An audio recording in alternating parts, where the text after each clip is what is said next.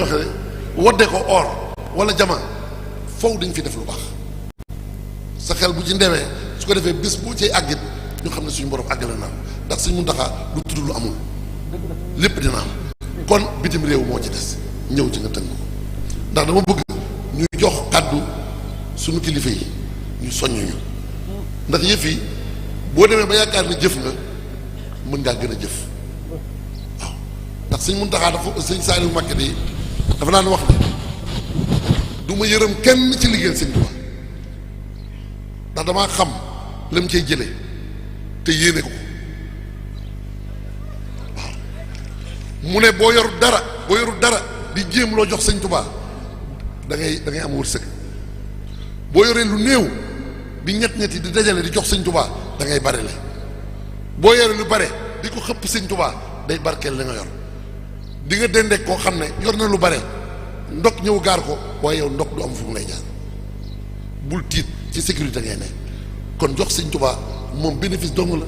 sëñ Mbàkke bu solo mu waxoon rek nee na xaw ma lan laa umpale day waaye ñaara ngi ne yoo xam ne xam naa ko ci bi ma àndeek sëñ Tuubaa mooy ñaqal sëñ Tuubaa dina joxe barke jox addiyee sëñ Tuubaa dina dolli wërsëg kon waxal ci waa bitim réew. jërëjëf kon boo jëlee ci waa bitim réew daara yi nga xam ne moo féete Afrique bu dee Afrique du Sud première phase 1 468 890 deuxième phase 1 652 975 troisième phase 1 395 115 quatrième phase 624 035 francs cinquième phase 120 000 mu toll ci 5 261 015 francs. Côte d'Ivoire 3 690 000 troisième phase 4 100 000 quatrième phase 1 700 000 cinquième phase 1 400 000 mu toll ci 14 854 000 boo jëlee Gabon première phase 1 302 500 deuxième phase 175 000 troisième phase 1 518 000 quatrième phase 1 372 000 cinquième phase tàmbaleeg ñu mu toll ci 4 367 500 Gambie première phase 100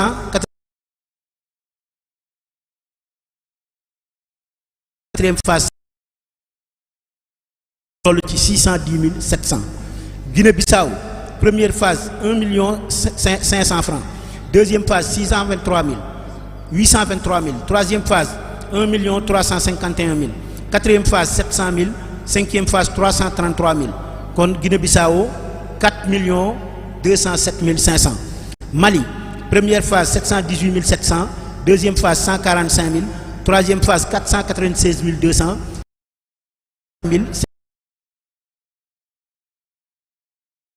900 Maroc première phase 751 950 deuxième phase 241 000 troisième phase 176 800 quatrième phase tàmbaleeguñu cinquième phase 20 000 mu toll ci 1 199 750 Mauritanie première phase 2 millions deuxième phase 2 500 troisième phase 5 500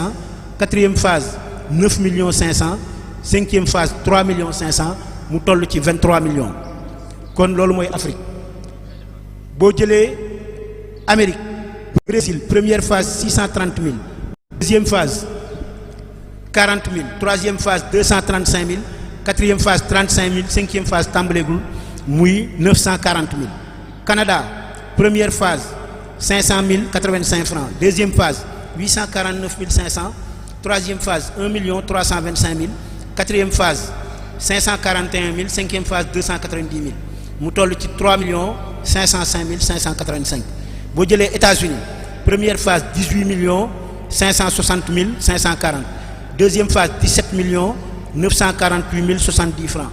troisième phase 18 78 205